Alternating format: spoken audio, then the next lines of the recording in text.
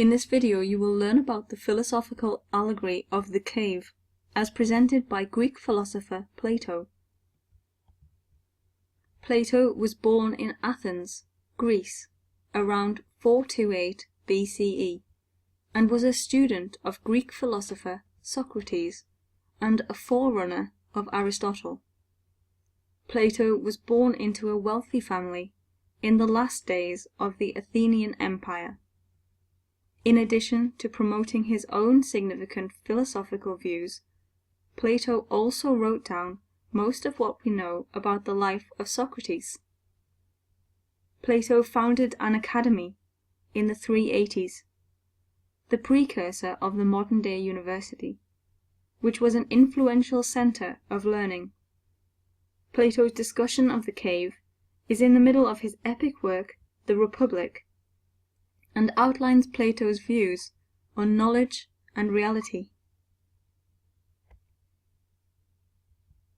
Plato's theory of forms explains that the world is made up of reflections of more perfect and ideal forms.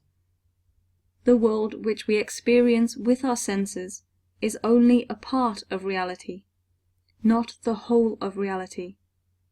Therefore, we cannot only rely on our senses. The world we see is only a reflection of the forms the world represents. Plato writes that the usual condition of human beings is like being prisoners in an underground cave. Imagine several prisoners who have been chained up in a cave for all of their lives. They have never been outside the cave. They face a wall in the cave, and they can never look at the entrance of the cave. Sometimes animals, birds, people, or other objects pass by the entrance of the cave, casting a shadow on the wall inside the cave. The prisoners see the shadows on the wall and mistakenly view the shadows as reality. However, one man breaks free from his chains and runs out of the cave.